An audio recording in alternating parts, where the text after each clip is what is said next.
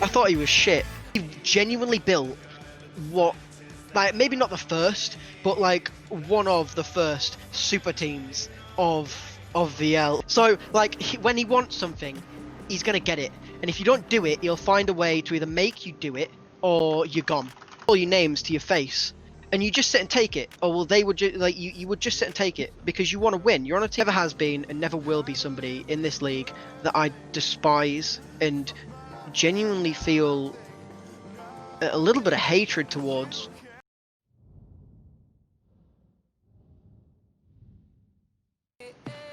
Welcome back, ladies and gentlemen, to Joycey's Jibber-Jabber. This is episode number 3. I am joined by a controversial guest, I guess people most will say, but is sadly a friend of mine, Mr. Valkyrie himself. Say hello. Hello boys, how's it going everybody? I'm sure that the non-live crowd will reply straight away to you. Of course. I'm sure they're okay, they're getting to see us both rep our merch, so this is adult size or fat man size. That's child size over there. This is medium. I did have the PwC jersey ready, but yours wasn't. Medium so child. I couldn't find my PwC jersey. I think Lauren's like fucking hidden it, playing hide and seek with the bastard jersey. Can't be bothered.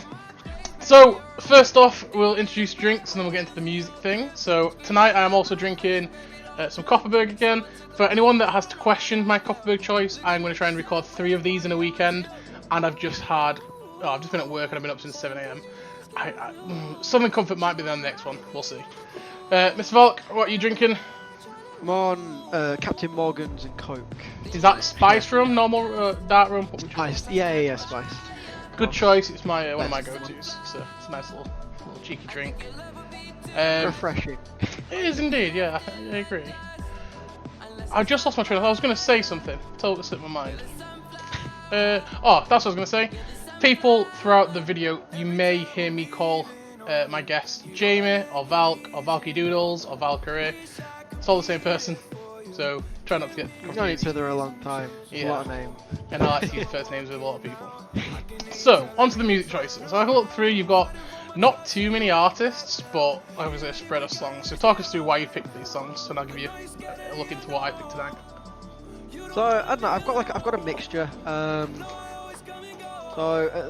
Most of them were kind of important through my life, especially my recent life. XXX Tentacion was a big part of my kind of mid to late teenage years. Eden was a lot of my college years. Post Malone's always been there.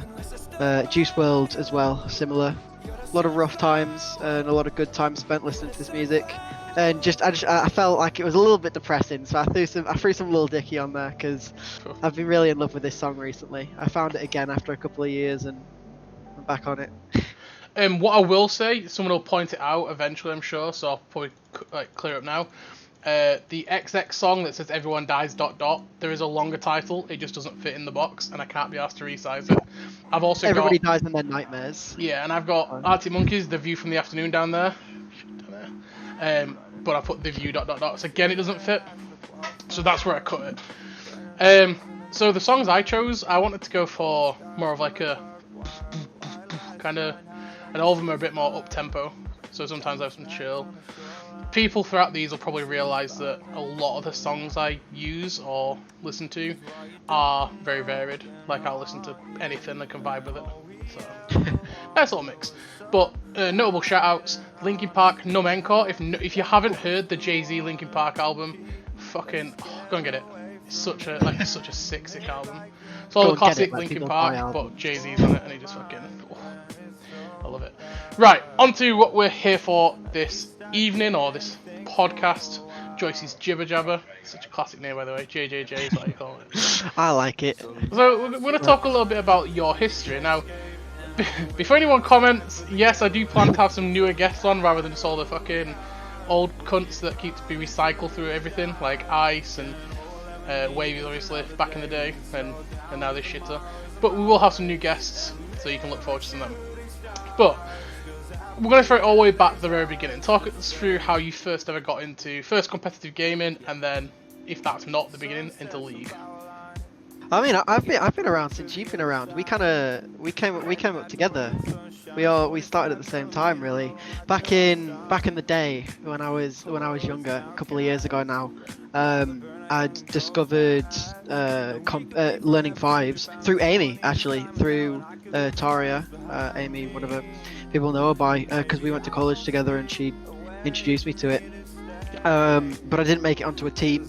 But your team that you were the deputy coach for, and Glenn was understudy, and Glenn was the AD carry for, needed a sub.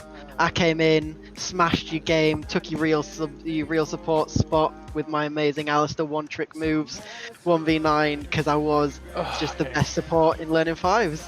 Let's clarify a few things for the viewing public then. First off, he likes to kind of rewrite the history, okay? He came in and he ran it down, but the other support didn't turn up very often, and the other support was like a mute. He literally wouldn't speak. Like, and I could shot call real well. You could say, let's do dragon, which is, back then, pretty much shot calling. It wasn't great, it wasn't like, let's set up, let's put vision down, I want to invade here. It was just, dragon's up, let's do that. Which is... You don't have to talk really loud, and people listened. That was all it was, really. Sure fucking gobshite. Exactly. Yeah, so people sometimes ask how, obviously, me, you, and Glenn know each other, or how we met. That was pretty much the beginning of it. So I was in learning fives. I think I played either against or with Key. I can't remember. He knows. He mentions it every now and again. I think he says that you played together. Possibly. But I couldn't get mid, so I just took any spot, and it was a support. And then the coach, I wanted to play like Thresh, Morgana, they were like my main champs. And the coach was like, yeah. You're really good at Thresh, so we're gonna pick. Have you played Nami? We'll pick Nami. I was like, never played Nami. He's like, yeah. You pick Nami. Play Nami. Right, okay, cool. Next game, right, coach. This time, can I have a champ that's got like a shield? You know, bit of the bind. You know what I'm saying? Can I get them roots? It's like, oh, roots and a shield. Yeah. Karma. Brilliant. So it wasn't the best time for me personally in the League Fives, but. Yeah, I played, and then I was like, okay, I want to kind of coach a little low level. So I was thinking like really low bronzes, just to see what it was like. And as I started coaching, I got put onto as an understudy, which is like a secondary coach, onto a team that had Glen AD carry. And then we needed a support fill for either a scrim or a flex thing or something. And I put a post out, or I think you'd have put a post out looking. I was looking to fill because I didn't make it onto a team that split. And I was too late signing up. Dangling the fucking bait into the ocean, and a little nip of outward, and got hooked in, you know what I'm saying? So, a bit like Glenn with, never mind. You can't draw that. So okay, anyway, moving on. So yeah, that's how we met. It was back in learning fives in the early days. It's fine. Glenn doesn't watch these things. He'll never know. Glenn back in the day was so iconic. So we'd be in lane, and like you knew it was Glenn you were laning with because every time he'd miss a minion, you would go, "Oh, I'm filthy!" Yeah, he would just scream. He's definitely something. Yeah. That's where we met.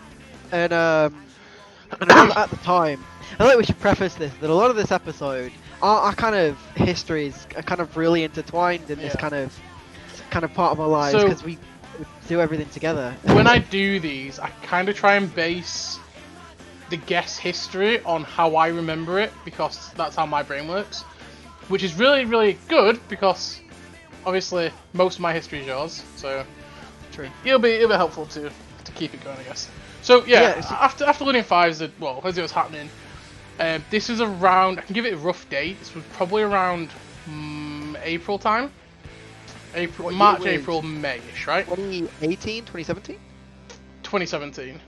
Yeah. The reason I remember is because I went to the Easter Insomnia, and we went with some friends. So there was me, Angry Cookie, for people that remember him, and a guy called Arctic. And a guy called Lieutenant Dash.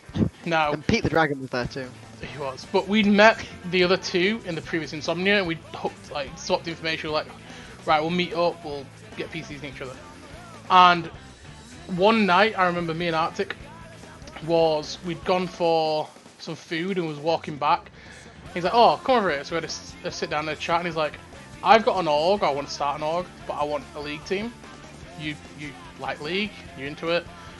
What do you think about building me a team? And I was like, I like this. I like this idea. Me being me, liking a little bit of power. I was like, yeah, sure, I'll have a think about it. And then I got my cogs turning, so I knew it was around that time, because obviously I had in mind this sort of roster, and I was like, okay, well, I want to play on it, because I want to play. Angry Cookie was obviously somebody I played a lot with, so I was like, okay, bring him in. And I just need to find 3 players.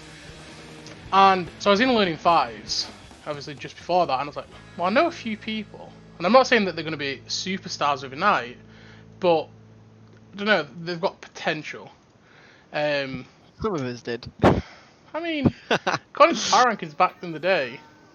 True, we were really good. We were genuinely really good back in the day. We were fucking dog. No, we weren't, but compared to the other teams, we were. Yeah. And so I drafted you in. So Best day of my life. PwC was already a thing. The team was already there, but you was basically in the first iteration, the first roster. And so you came in, and originally we didn't bring Glenn in. I offered Glenn a tryout. He's like, yeah, sure, that sounds fair. But you mentioned earlier on Amy, and you was like, oh, I go to college with Amy. Let's give them a shot. Wow. And so, I don't know if I don't know. I'll try my best not to. If it slips out, I guess it will. But you was like, okay, we'll give them a shot. So, oh yeah, cool, sure. So, they came in. Amy really impressed. She's always been a good player. She had like a high standard of play. And the 2 tryouts with Glenn and Amy. And Amy could do like really micro-intensive things on MF on Tristana and such. And Glenn was a lot. Pardon? We played well together too. Our duo. You had that synergy because obviously you knew each other as well. And so Glenn at the time, I don't know if he just had a bad tryout. He seemed to be because he fit in well afterwards, but originally had a bad tryout. And so we went with Amy, and then the rest of that roster, I think the other player was Drigger. So we'd had a couple of jungle tryouts. Drigger was one of them, who was called Stress at the time. Yeah, Stress GX. Yeah, and we had Wavy tryout as well. And so what we did is we offered Glenn and Wavy sub roles, and we took Trigger. Fast forward like a week or 2 weeks later, we'd done a few like games against other teams, not proper scrims, but I guess they were scrims. Because we made scrims. Yeah, I mean we didn't. Pro Play did, and we just stole it and put it like into. We'll move on. We'll get on to that bit. Yeah. People will dispute it, but nah, I'm not accepting it. Pioneers, that's me. That's us. As long as it's a little dicky, okay. So a couple of weeks later, Drigger, he DM'd me privately. He didn't tell the team, but he essentially said, "I can't keep playing with Amy. They're really toxic. Her and you used to argue really bad in bot lane and stuff. Yeah. And he like called all comms up. He was awful to deal with, and he basically just tilted everyone, and Drigger left. She was real tough to get along with back then. Like, Yeah. because she thought she was so good, she just would not take any advice or criticism from anybody back in the day. And he was like, probably arrogance as well. But it really like caused issues, and Drigger left. Wavy came in, and not long after we decided, me and you'd spoke, and it's like, right, this ain't working. Like, somehow Amy needs to not be on this roster, and we didn't want to just fucking kick them because obviously you knew them IRL and like cause a lot of drama. But they also had a lot of drive that I thought, okay, with making another team, you can go and recruit people, you can make another team for like the gold plat. Because she's always like really good. PwC Black with Kobakti and Val and some other people. A few other people.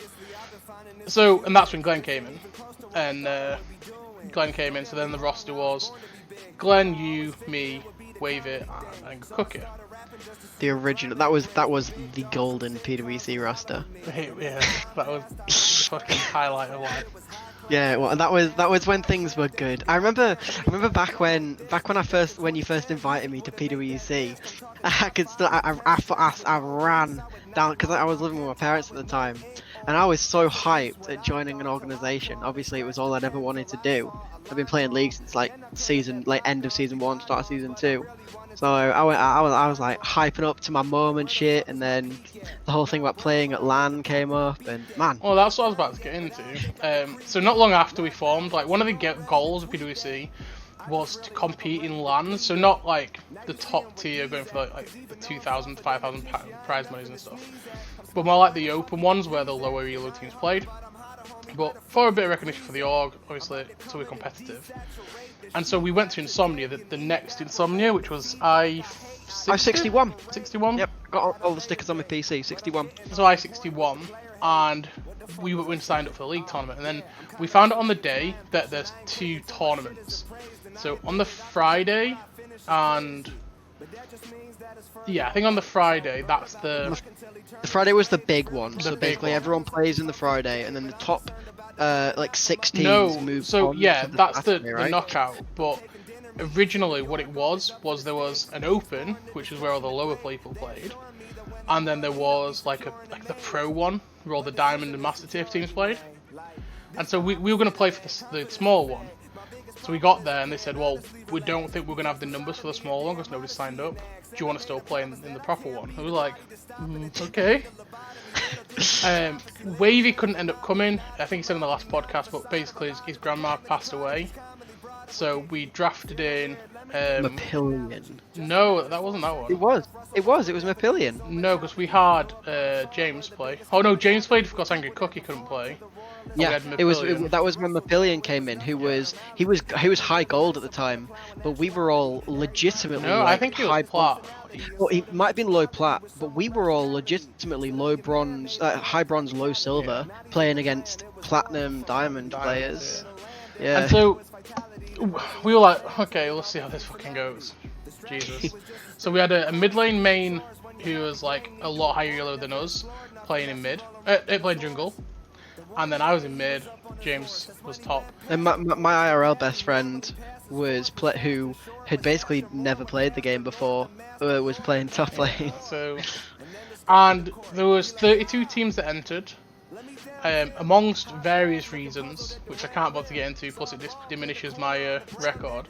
We came 7th, which is impressive considering the next lowest team was like average plat. And we were like average fucking silver. I mean, the only reason that we didn't carry on going as well was because of pub quiz. Yeah, pub quiz came around and we were like, we can either play and miss pub quiz and almost certainly just lose, or we can just forfeit now, go to pub quiz, which is that's what Insomnia is. You go for pub quiz. If you remember, like we were sat in 10th and we were like teams needed to like certain results, and so I just started drinking. I was like, I'm just going on the Captain Huggins boys. Like, I'm doing some shots. If we have to play another game, I mean, I'm bad as it is, but you're getting some shit if I have to play another game. And so they took so long to finish that I was like, I don't know. I was definitely tipsy. Like, it's definitely. I remember. You're I a was little just doing shots. I was like Sambuca in left, right, and centre. Just like pre-prepping for pub quiz. Yeah, so I was like, I've got to catch up. Because normally I've been drinking all day, but I said I weren't because we were playing. But we finished 7th, which is respectable. We had a good rest of the LAN.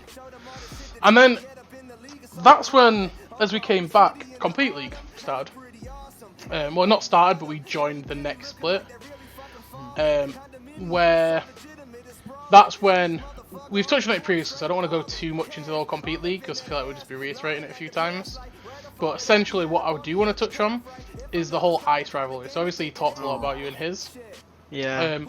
To give some context, so if you haven't watched the Ice one, Ice played on a rival team. It was like it's PwC and this other team. I think it was Galliants. PwC and Galliant were the top. It was us two against each other for the top 2 spots. And so we're always like fighting top 2. Ice jumped shit from Galliants and came to play for PwC. And then like the day or 2 days before the finals against Galliant, he went and played for them again. He was like, okay. So that started a big drama off. Now, back then, I say back then, still now to be fair, but back then, you ran your mouth a lot to everyone. Oh yeah, way more than I do now. It was, I had no filter. So you just chat their shit, you'd say anything that came to your mind. You're a very whiny little bitch, like, I really was. Basically, the things that we really hated today in VL and tickets when people are like, It was me. admins, they're bad people! And I was Back in the day. So I remember recently we found the old bronze and silver thing. Man, people hated me. It wasn't like now where some people dislike Drigger because he kind of says some controversial things. People hated me. Like there was like a regular conversation daily concerning me. Like there was me. There was people really did not like me back then. It was bad. Not much changed. I had no filter, so I was young and I was really immature, especially compared to now. I was really look. I've grown up quite a lot nowadays, but back then, I was 17, 16, 17. No, he's 18. He's definitely 18. 2017. You was 18 when you had insomnia. I just turned 18. Like, I was really emotional. I was like super involved. I had no filter. Anything that came to my head, I didn't sit and think first. I'd just start slamming on the keyboard, and I didn't think about the repercussion. I'd just fucking go into people. But I was so bad at trash talk that realistically, I wasn't actually that good. No matter how much I protested, I was like a god. That I couldn't Bad back it up Pine either. Esports jumps to mind. Whoever posted that, it was Z-Man posted that. Who? Fucking Bad Pine Esports. Not a If clue. you know. In the trash talk, he said Vulpine, more like Bad Pine. Oh man, pandas in wheelchairs was a whole thing. Because back then I was an Alistair one trick. That even where back then, even if there was no AD carry around and I was 1v2, I'd QW in and I'd 1v2 just because I thought that I could, and like 10% of the time it'd work, which would mean that I thought it was good and I'd just keep doing it. And it was bad. Like back then, I was the kind of person that I now laugh at when I watch play. But getting back to the point then, so you obviously have this big rivalry with Ice, and it carried on for a long time. Like people it still resurfaced. Kind of is then, yeah. now, a little bit. But talk us through then, like your play. So obviously I've joined this organization, and I had like mega PWC pride. You know, like the stereotype of like American patronage towards their sport teams. That was me to PWC. Like anybody disrespected our organization, and I was the first person to pipe up. Like I had so much love for the organization that I played for, and Ice leaving to join Galliants of all teams, our rival team. Like, still haven't quite forgiven him. And it just went from there, because even when we were on a team, we used to like dig at each other a little bit.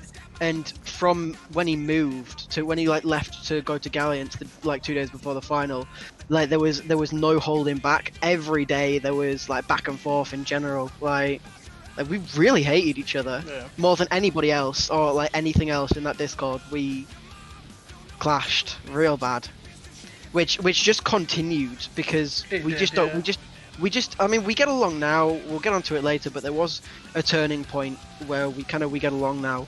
But especially in game, we just can't play together. We just have such a clash of styles because we see the game in different ways. I want to play the game one way, he plays it the other, and he thinks he's a better shot caller than me, which he just isn't.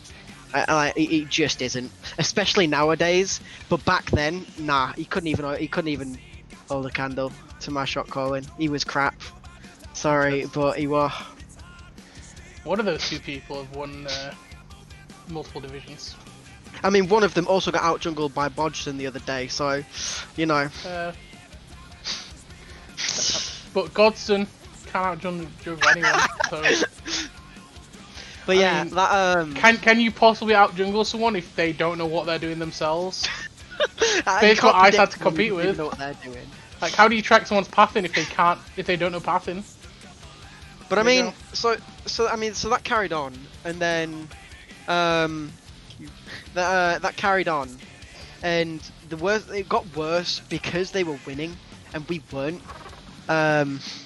There was a number of contributing factors to why we weren't winning, and I don't think I was a major part of it. I think that me and you were two of the better players on the golden days of PWC. Well, if you remember, when Compete League actually started, I didn't play. I benched myself. I swear you played a little bit in the split. I played one game in the split. Who did we replace you with? Mojo. Oh, So, that was when Joe came in. Yeah, because it was Joe and Delight. Yeah, so I obviously Wavy wanted to not play much anymore. Bloody bar, he took a step away, and I think it was to do with studies and stuff. And then I wanted to basically take a step back because I had a lot on IRL. So originally, when this is a bit we're gonna go into like a Pepe emoji kind of Phil's hands man. Alex, enjoy that one. One of those kind of emojis where it's like no. But so the reason why PWC actually started as a league team was I'd broken up with my very long-term girlfriend. So we've been together like 7.5 years. We had a house together and stuff, and we broke up. And my head was like an absolute fucking mess. Callie, this is around the time all that happened. You'll know what I mean. So you, Alex. Bastards. But that's why PWC started, was because my head was such a shed. I was doing it as like an escape. And then I kind of got over that. And the thing that, okay, I'm not saying it on public record, it's just not worth it. But the thing that I'm alluding to, the people that know will know, that's when all that was starting. And I just couldn't really find time for things. I was out every weekend is what we'll say. I know it wasn't a drug problem, so don't take it as that. It was another kind of problem, I guess. And so yeah, I know what you mean. I know you do, but I was trying to give clues to those that are watching. Basically, I liked women. All right. Bit of a man slag. When did I say that? Fucking hell. So once that started happening, I just couldn't I couldn't commit to playing League of Legends and stuff because I was out all the time. Every weekend I was out. When the holidays were on, like when schools were on, school holidays and stuff, I was out 3-4 times a week. So, summer holidays I was out all the time. And I just couldn't play because I can't be one of those people that don't commit. And so I was like, oh, we need a mid, so bench myself. And Ice, I believe, sent Mojo to us, or told me about. Was it Ice? Was it Ice that sent Mojo to us? Yeah, I went and checked. So Ice recommended Joe, and so that's where Joe came in. Was this wasn't where I took over as manager, was it? That was later. Yeah, it was around the same time. Basically, I needed to break away. You was like, as you say, you was like very like a patriot of the. I was really passionate. So I was like, all right, well, you can do this shit. And I was a good team manager too. I was a good captain, I think. But I seem to remember it. I think I remembered it wrongly because back then when we introduced scrimming to Compete League, because back in the day, if you wanted, it's just how it is. You can dispute, people can dispute all they want. But back in the day, if you were going to practice, you practiced in normals, or you would a couple hours, like maybe like an hour before you were going to play, you'd hit up a random like set of. It wasn't even teams at that point. Like there was teams, but you would just hit up 5 people from different teams, and you would just play against them. So we came in and we were also playing in ESL, or Justin wanted us to be playing in ESL. So we brought the idea of like, right, let's contact someone like a day or two before, a week before, we'll set up a time, 3 games, and like we essentially created, or we didn't create, but we introduced organized scrimming to what is our league now. Yeah, I mean it was a lot rougher than what it is now. I remember we made a scrim server so people couldn't like have coaches micro. Well, it was our server. Yeah, I know. That's what I mean. We set up a scrim server. We would invite the teams to our server, give them either blue team red or team like we'd give them like a separate role, so they'd have access to a set of scrim channels. And if you were going to scrim, you'd come to the PWC server, you'd jump in our voices so we could check coaches weren't in there, and then you would just kind of like you would either leave or just stay for the next scrim. And that we used to scrim a lot with like not a lot, but we scrimmed predominantly with the Wavy Lad kind of era of PWC before we moved on to Joe and Delight for the actual season, which was it was changed. Once obviously we started doing it in Compete League, teams like, well, we'll do this, and it's where it kind of came from.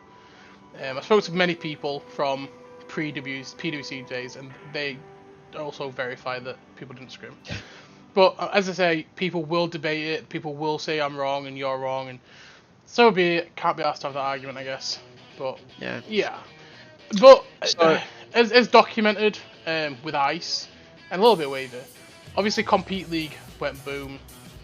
I would get into the whole Justin thing, but I feel like people don't really know Justin, and it's pointless drama. I think TLDR, the PWC owner thought that VL, or what was to become VL, once everyone got banned, basically Val and a bunch of people like us went and made another Discord server and was like, right, fuck it, let's make our own league. But at the time it was just to spite Compete League. We didn't realize it would turn into this. And Justin Arctic thought that it was beneath our organization. He wanted it to be a real organization that would eventually play professional on-stage LEC League of Legends, and he thought it was a bad reputation for the brand. I wouldn't say it was LEC, but so his point of view was we'd been in Compete League for a split. We'd had like a maximum exposure of all their player base, and then VL would be in the infancy. It would be a smaller CL with the same people. Yeah. And there's from his point of view is there's no exposure, no publicity, and the only thing that's probably going to come out of it is bad press or bad publicity, because there's a lot of negative and no positive. That's what he was thought. That's what he forgot about the whole thing that keeping us happy, but and, having teams playing and whatnot. But essentially, it turned into like a bit of a civil war. The league team left. I still to this day, and I'm really good friends with I think I'm good friends with him now, Quee. But he is fucking Quee. Quee, puppet master on you, and shall I tell the little story of Fireflight? Yeah, you can. Well, I was going to go into the Fireflight next, but go on, take it into us. So, obviously, we got to kind of a spearhead where we essentially been told we couldn't play in VL.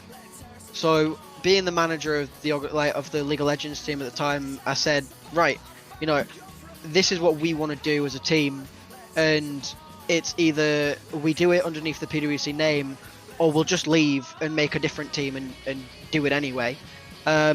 Which they were like, all right, fuck it, fine, like do what you want. So all right then. So obviously I was talking to Quee at the time, and it was scummy on my behalf. But the more that I think about it, it really was scummy on him and stupidity on my side. That he had me in the palm of his hand. So we're in a call with like Quee and Spiteful and Rock, and everyone's laughing and joking, and I'm like, I'm gonna send this message, and I'm gonna leave the server, and everyone's gonna leave at the same time. We're just gonna abandon them and make our own team. Which was a bad idea in the end. Well, maybe not it was a bad idea, but leaving PWC wasn't a bad idea. Making Fireflight was, especially given the people who got caught up in it. There's definitely a major casualty in that. So people who know me know that for the best part of the past 3 years plus, Joycey and Glenn have been and always will be my absolute best friends in the world. And it's something I haven't forgiven myself for still, but I think that Glenn has forgiven me for. But back then, I thought I was really, really good, and that was a trend that followed up until quite recently, like until I joined CLT really.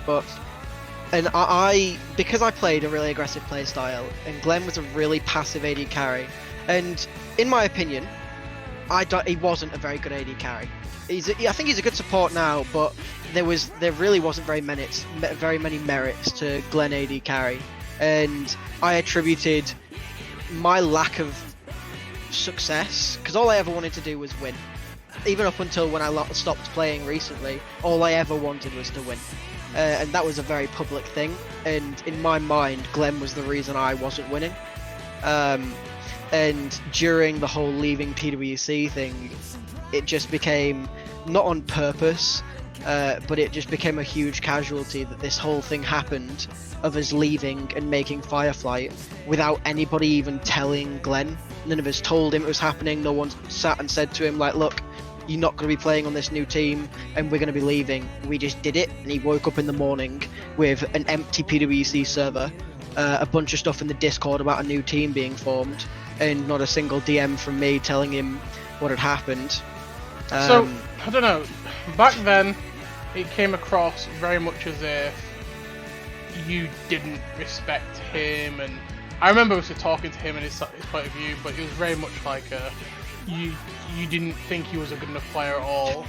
I thought he was shit back then. I think I was wrong, but in a blind kind of pursuit of wanting to win, and Kui being a good player at the time, all I was thinking was winning, and that this was how I was going to win. I thought I was fully in the mindset that Glenn was shit, and that I had to leave him behind one way or another, in terms of playing, which was wrong, 100% wrong. One of my biggest regrets in my career through this whole thing. There's not many things that I look back on in my life in general, and I think, you know what, if I could go back, I'd do something differently, but it's definitely one of them. That's fair, and obviously you've long since taught that out, and... Oh, yeah, of course. I mean, like, we're best friends, me, you and Glenn, and we, you know, what we passed, I think. But essentially, PwC crashed and burned as in the team. Fireflight was born from it. There was one person in particular who was very vocal about how shit that name was. That person still holds that same opinion, because that is a shit name. Who was that? I don't know, just some cool guy who's now owner of the league. But what, Pandas with Chairs or Fireflight? Fireflight. Fucking Team Fireflight. We thought it was, we had a cool logo. It was Team Fireflight Ignite and Team Fireflight Scorch. We thought it was sick. It was like Paxlow and Spiteful. No, it was Team Fireflight Ignite, Team Fireflight Flare. Yeah, and it was like Paxlow and Spiteful and, like, was it Wilbur? Wilbur. And Wilbo, unlike the other team, and like me and Kui and Rock. We've genuinely built what, like, maybe not the first, but like one of the first super teams of VL. Like, we thought we'd gathered the best players, and that we were smashing scrims, and we got into week 1. And it was like I'd gotten out onto the racetrack and someone had just shot my tires. Like, we crashed and burned, we lost both of the week 1 games, and the whole organisation just folded instantly. Well, as far as I remember it. Yeah, I can't remember too much because I'd taken a step back. You weren't part of it at all. But Rock vaguely says that he played 2 games, so maybe it was 2. Yeah, it was 2 games. It was week 1 was 2 games. Right, okay. That makes more sense. Now, what came to light not long after that, and I don't really think you ever beefed about it, but Kui was in talks with 7DS. Don't want to get them named mixed up because I get fucking a lot of beefs for it. 7DS back then, whilst he was on PwC, to go and join them, and he accepted that, knowing that in week 2 or 4, one of those 2, he was transferring, and then Team Fireflight happened. He came with you. He orchestrated PwC's downfall. On PwC's downfall, yeah. And then just jumped ship and just went back to 7DS. I don't even remember knowing that. I'll be honest, like it was a long time ago now, but I don't remember knowing that he'd pre-organised moving. Also, I thought it was pretty funny back then that this.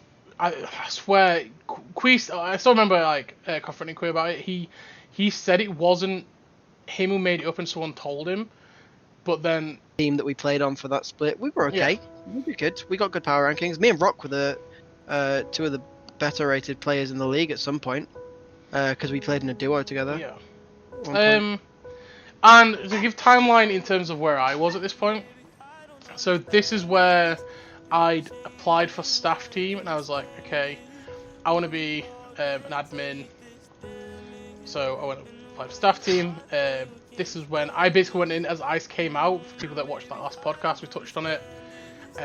Glenn had also gone in around the same time. I think we went in together for a couple of days apart, and we were like, what the fuck is this? But I vaguely remembered at the end of that split, you were was my first. That was my first application of many. Yeah. I mean, so since you guys joined the admin team, I'd always wanted to be a part of it. Whether that was because back then because I actually wanted to be a part of it, or whether it was just because I didn't want to get left behind with you 2 going and doing your own thing, and I was always being left out of stuff because obviously I couldn't know admin things. But that was the first. That was the first time that I applied for staff a long time ago. Yeah. Yeah. And I think that application just kind of got instantly turned down, given that he Because was on that because I staff team was when you was just shit kid. I was Valkyrie, and back then when the name Valkyrie came up, there was everybody knew what that was, and it was such a tainted name that like the second that the name Valk or I just came into a conversation, it instantly turned toxic. Yeah, and I think so. At that time, I think this is around the time that Impress came in. It must have been. Yeah, because that was when Impress came, when Rock introduced Power Fruit and Killex. So it will have been around the end of that split. At a similar time to use. Yeah, I'm just trying to like line up the timeline because it was. I remember it was in Insomnia, so you'd got banned, I did, yeah. it was like right before the split, I think. And I had to basically, because it was a perma ban, I had to get an eligible account in like a month. So I had to play 236 games of Twisted Treeline Advanced Bots as Tristana in about 2-3 weeks to get my account to level 50 or whatever, well, like whatever it was, and then play my ranked games. And I made it, and then ended up not playing the first few weeks of the split anyway. Yeah, like you fucking burnt out so quick. Yeah, So I was ready to win it all the game. So because that was when Polite Execution was a thing. That was when Pex and Peg was made. Have we skipped forward then? I think so. Yeah, so we skipped over the. Or did you have another account ban? Oh no, I think what you had a temp ban. But you had like a 14-day. A 14-day ban, yeah. And so I was able to play on my second account at this point, which was when I had the first of a few Valk reformed eras as Athena X. And I remember you coming back and being like, I'm reformed, I'm going to be as Athena. I'm reformed, guys, I'm not going to get banned anymore. Hi! And then you just came back and like a day later you was still just as toxic, just yeah. And then that happened. Go on, yeah. And then, so basically I'd done the whole reform thing, didn't work out. I'd done my games, but I was burnt out. So I did a couple of tryouts, but nothing that piqued my interest enough to make me enjoy the game again. But that was when I did the first time since about season 3, I'd role swapped from support to jungle to try and reignite my love for the game. And it was about 4 weeks into that split when Chaos Llama boomed and left, and you guys needed a jungler, and that was when I came in again and played jungle for Pex. Yeah, we touched on about that a little bit. It was like about all that. You came in, and we kind of we tried making it work in Pex. You stuck around for quite a while. We tried variation of rosters, jungle, top, all sorts. Support again, yeah. Support. Then I went support. Things it was just a roster that didn't work. Like PTT that we'll get onto later. Sometimes things just don't work, and that was one of those times. For whatever reason, we were a good set of players that normally meshed together. You were bullshit. You were a good player. You seem to you always underrate yourself when we talk about this. But you were you may not have been the best, but you were a good middle of the pack mid laner, right? But the thing was, there was no reason for it not to work. We were a good set of players that played together outside of the team and meshed in like pairs individually. Me and you got on well. Me and Rock got on well. Me and Big Sexy never really got on all that well, but yeah, it was like a clash in game anyway. Yeah. In game it was a clash. Out of game we were fine, because I ended up joining his the original Phantom Avidity a little later on for a week or two. Jeez, that must have been a rough time in life. It was. I was in there with Sexy and John Joe and Ice. One of the few times me and Ice then played together again, and that boomed quick. Yeah. Where did it go from there? What happened after the base? I can give dates again. So this would be March, April 2019. Because it was I got staff on my birthday. So I obviously applied for staff. I was like, okay guys, I just want to go and be admin. Like, can't cope with the stress. Like, I'm not good enough, blah, blah, blah. And I can get into why, I guess, a little bit. For whatever reason, I don't know why, but whenever I commit to something, I feel like I have to put everything into it. Enjoy that sandwich, pal. So if I play on a league team, I feel like I have to play league every single day. And I don't mind playing league every single day if I make the time for it. But I feel like I have to, because I feel like I have a responsibility to play well and do well.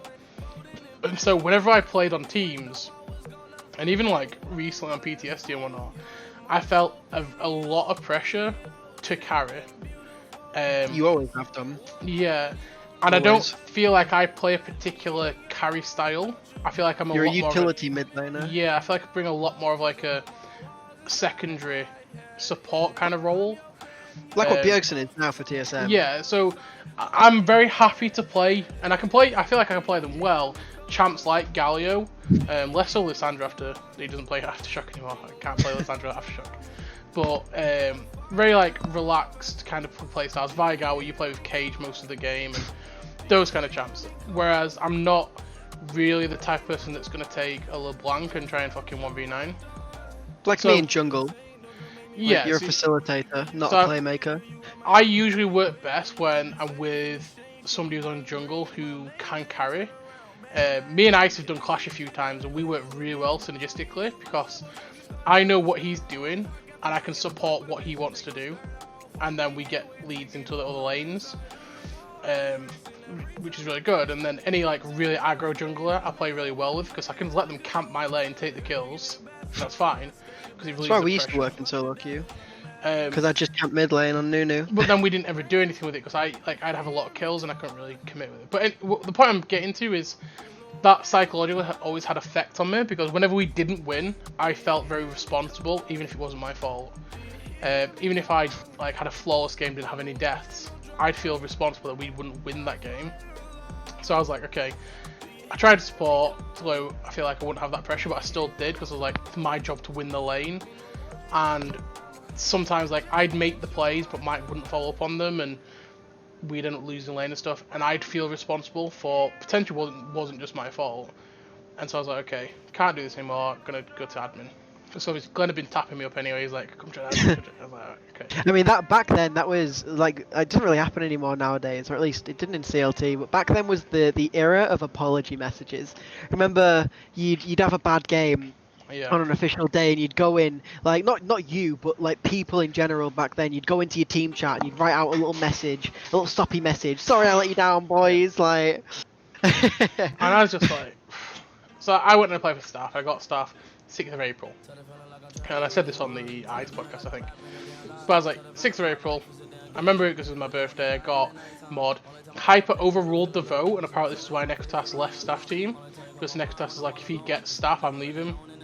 But Hyper overruled it, said no, give him a chance. And some may say that was the best thing Hyper ever did. I'm not one of those, but some say it. Right? Was this the second time you were in the admin team? Yes, I was on originally, and obviously Impress came in. I've been with Impress for a little while, well, quite a while actually. And then I spoke to him, and I was like, look, I've got this opportunity to play with my friends. So this was you, Rock. This was a Panda War crew. It was me soon. Oh yeah. So this was way before PEX, but like you, Rock, and I was like, right, the people that are still playing, these are the two people that I want to play with on a team. I never had a chance to play really on a team with Rock. We were so good friends. I'd play with you again, so I was like, Impress, this is the only team I'd actually lead. I honestly don't care about winning and stuff. I just want to go and play with my friends. And he was like, yeah, sure, that makes perfect sense, blah blah.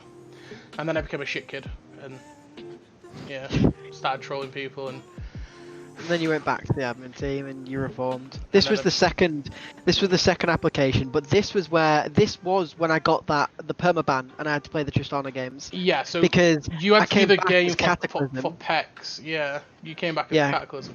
I rebranded for my second reformation as Cataclysm. This is the banger. This is the Jay-Z Linkin Park song. I'm listening. But yeah, this was the second time that I've renamed to Reform because back then there was less of a stigma around my name. People had moved on from then, but there was still a little bit of you see the name Valk and instantly it's just a toxic thing for some people. But I came back, tried to reform again, and Luna, and tried to apply for the staff team again. There was a little bit more success in this application because I'd actually applied. It wasn't like I just said I wanted to be in it and then in a ticket. I'd written out. I'd spent a long time with you trying to build an application. But I think a lot of the time, the reason that I didn't get in, not just because of me being toxic, was because you thought that I would just be. I've always like it's not very much of a secret more that I'm so your now. I have more control on it. Back then, so your second application came a little bit later on from the PEX thing because I left in April and your application came in August because it was Insomnia. But yeah, then I was like. Even recently, I mean, I've said this to you before. Recently, little brother syndrome. Little brother syndrome, where I'm probably your biggest critic, and when you're wanting to apply for staff, I know like the old you and whatnot, and it's very hard for me to look past it. Whereas others like Silverback, Callie, they're like, yeah, why won't we give it a try? There's no harm in that risk or whatever. And I was like, yeah, but do we want to? Like, do we? So, like, I was your biggest critic, and I was like, well, if you write it up, we'll see what the other guys say.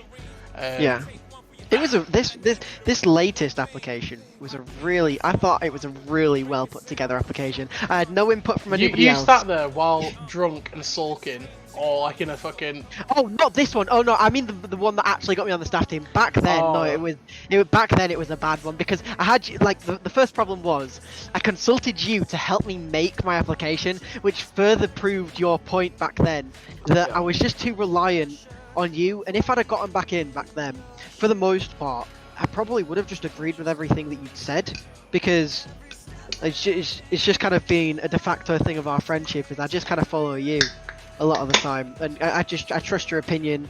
Normally, your opinions are right, and it's easy. Like Glenn calls me a toady. Listen, I'm not trying to claim I'm the best person in the league, but what I would say is I'm certainly in the top one.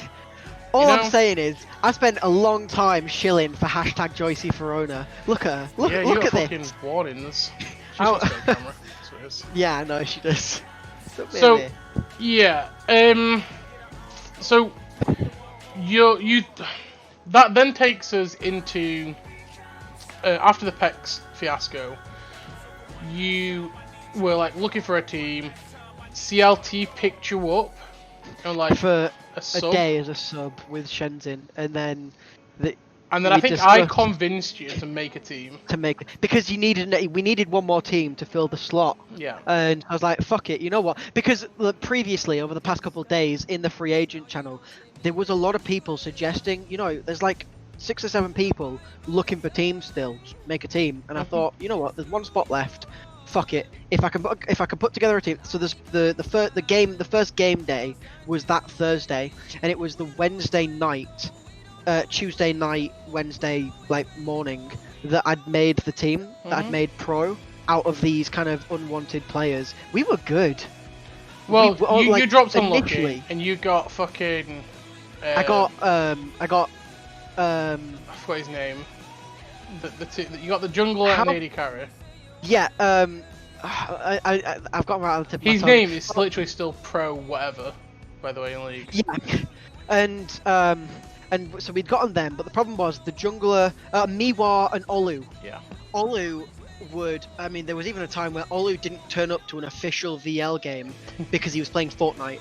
He'd miss scrims, he wouldn't communicate, he would just play Fortnite. And Miwa was just toxic. Well, Olu only played because he was friends with Miwa, and Miwa was like, he didn't care, he like caused a lot of aggro for people and stuff. Yeah. So, yeah, I remember convincing you to take the spot. I came up with the name for you. Yeah, and the logo too. Because we were. What was the full thing? It wasn't just called Pro. It was Project Unknown. Project Unknown because I really liked the project idea, and I thought like, well, it's a new team, no one knows anything about yous, so unknown, Project Unknown. And then it was a cool Pro. logo too. We made. I remember that we made the logo on Photoshop on screen share that night. Yeah, and it was a banging fucking logo. It was, and for the first like little while, Pro were really fucking good. People thought we were going to be the best team in the league. A lot of people did because it was I don't remember who the top laner was, but it was so it was Stone's top. It was I'm Two Perks top, Olu jungle, Craft mid lane, and me and Miwa bot lane, and the teams that people considered to be the best teams in the league, like 7DS I think at the time, like we were smashing in scrims. We did really well on that first day, and then the week after that we was like scrimming and playing really well, but there was so many. Well, on that first day, inter-team issues. Out of nowhere, Olu got that pentakill, and he was like on Olaf in jungle, and everyone was like Smurf. And so everyone's like, who is this guy? And that was like projected you into like the stratosphere, so to speak. But there was a lot of inter-team issues throughout the whole entire thing of Pro. It was real bad. Olu stopped turning up. You tried drafting. I think Endeavor was in for a little while. Drigger for a little bit. The reason why I won't play with Endeavor again there was many reasons, but that was the final time that I'd ever played on a team with Endeavor, and I wouldn't play with him again after that. And so he was a bit of a roller coaster, but in the end, the team boomed. He was like no good, and then you went back to CLT. I did. Midway through the split, they were 5th. They were 6th, one game away from 5th. Because the thing was, all the way through CLT's existence, they're really good players, but none of them have nowadays you do, but back then no one had a voice or like an inch of macro capability realistically. So all they needed was someone that could come in and just shot call, and I just wedged right in. And I think like so Shenzhen said at the end of CLT recently that I was probably one of the best decisions that he'd made. That's cute. Whilst playing. Yeah, it was real nice because we just worked so well. And I'd even on PwC, I'd never ever had this thing, but when I went in for my trial, when I went in for the tryout, I joined voice. You know when you join voice with people you don't really know for the first time? Because even when I was a sub, I never joined voice with them. It was just my name was on the sub because I'd spoken to Shenzhen in DMs, and then I'd left to make pro. And you know when you join voice with people you've never been in with before, and Jesus Christ, Luna, so I joined voice, and when you join voice with people for the first time you don't know, it's awkward. You're a bit quiet and you're reserved. Like I joined voice and just instantly we had like, I think I cracked a joke when I first got in, and everyone's pissing themselves laughing. We get straight into a game. We fucking smashed this first solo queue game we played together.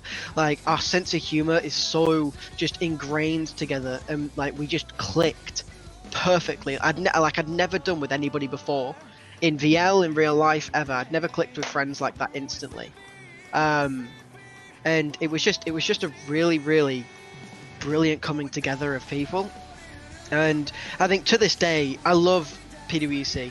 But nothing, even if I did come back to playing, nothing will ever beat my time on CLT. I've just realised we've missed a huge part. What have we missed? So, before you joined CLT as a sub, before you joined CLT as a sub before pro, there's a reasons why you was a sub for a day, because you was on another team. Which team? Was this the Phantom? No. This was... This was, oh my god, Elo Thieves. Yeah. How have we skipped over Elo Thieves? Possibly one of the biggest publicized bits of my kind of time, my career. Oh god. Yeah, we'll come back to CLT in a second. Let's go to talk us through. So, I'd put a looking for team out before, like at the end of that split with pets and stuff, and obviously everybody knew Elo Thieves. It's Dewey's team. You know, you've got Charmander Nerd, you've got like Sean Houston, like Mershed. This was a really, really good team. If they weren't banned, let's say that they were all legit players and everything just went smoothly, this was the best team in VL that you could possibly. If you wanted to be on a team because you wanted to win, this was the team you wanted to get onto. And Nav messaged me and he was like, "Yo, do you want to come for a tryout for support?" And I was like, "Yeah." I jumped right at it. I was so hyped. And I kind of hate people like this now, but for a short while, I was one of those people where, I'd been here for so long, and all I ever wanted was to win. That's all I wanted, was to stamp my name somewhere in legacy and have some sort of legacy, and I'd not had it.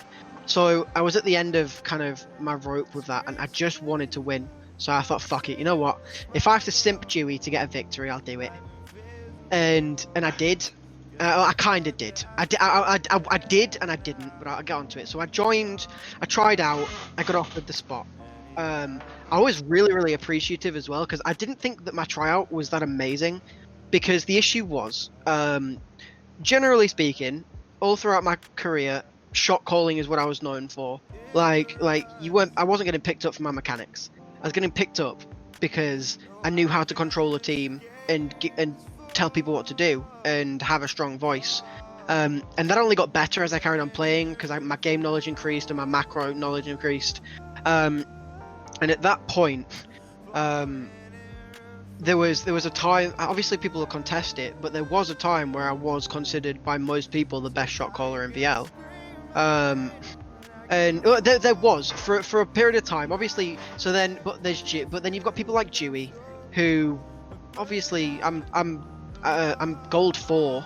Like, that was the first time since season 2, that season that season 8 or not, no, season 9, that I'd hit gold. Since season 2, the first time I'd hit gold. Like, I was very clearly not as good as Dewey, but when we got there, for some reason we clicked on that first day. I got along with everyone on the team, especially Sean and Charmander. After the team split, which I got onto, we went through a patch where we weren't friends, but we're really good friends now, and I really like both of them, Sean, Houston, and Charmander. But we got on really well. We'd, after scrims, we'd jump into a voice call with cams on, drinking together, fucking around. It was a good time. But the issue was, this is controversial, and I'm gonna be careful on how I word this. As careful as I can be. Me feels the clickbait coming in, boy. As careful as I can be, but Dewey is a bully, right? Dewey wants something, Dewey gets it. And if you don't do what Dewey wants you to do... Right, can you stop using his name? I can't clickbait when it's his fucking name. Right, so, when he wants something, he's gonna get it. And if you don't do it, he'll find a way to either make you do it, or you're gone. And he had this thing about him, where he could control and manipulate the people around him into agreeing with anything that he said. Someone said, and this is what happened, that we started clashing shot calling wise, because I don't shot call because I practiced it and I want to do it. It's just natural. I just naturally do it all the time. It's just what I do. And it's not something I could turn off. I can't just choose not to. So I'm trying to shot call the game. Dewey's trying to shot call the game.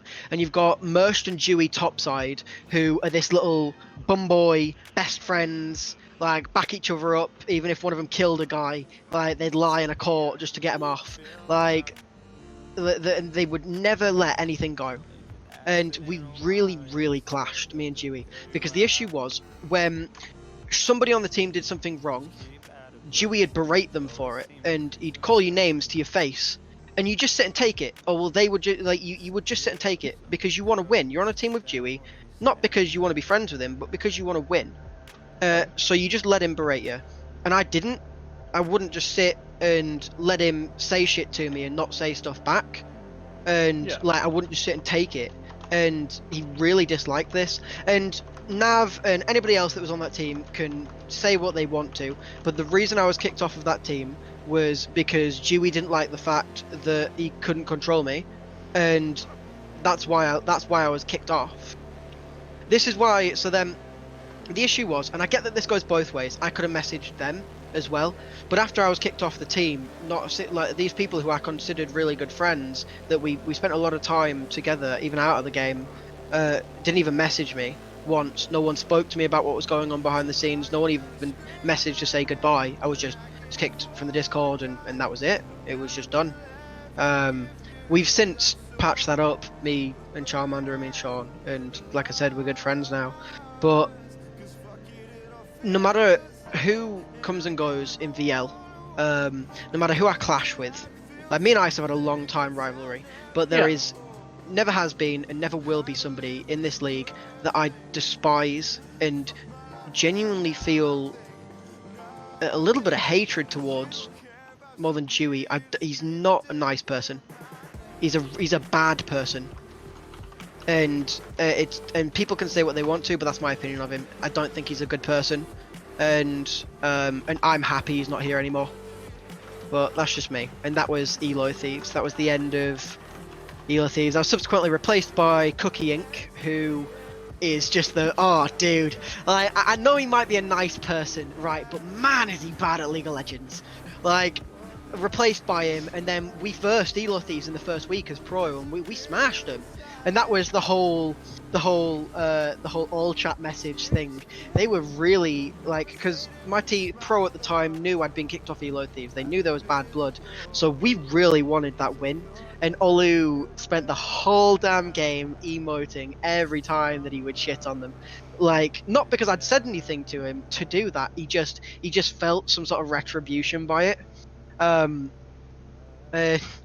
And yeah. Oh, how I enjoyed watching those games back to fucking punish yous.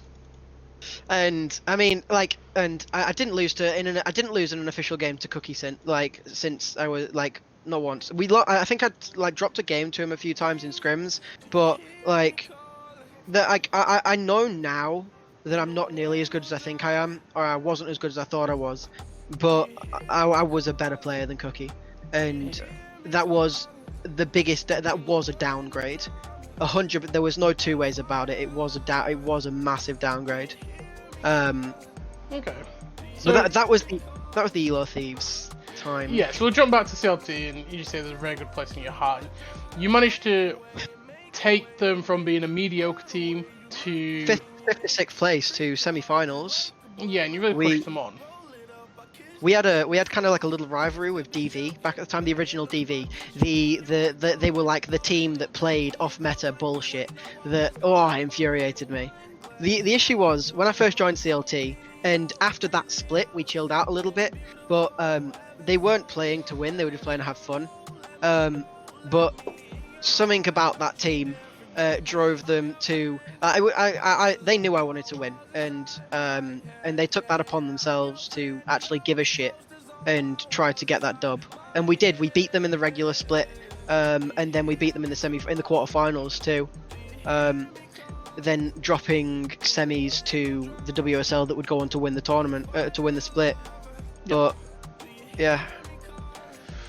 So you take CLT to a really good finish. You make a really good name for yourself. People recognize you as a pretty good player. You'd gone into a CLT team that was struggling. You'd followed Flyer, who couldn't do anything with that team, who snake CLT, I believe is what they said at the time. Yeah, he snaked the team to go and join whoever. I think it was Ike. He left for Ike just because he thought it would be a better opportunity. So that split ends, and the WSL tryouts, which is they'd obviously rebranded at this point. The WSL tryouts started, and you go and try out for the WSL in jungle. In jungle, yeah.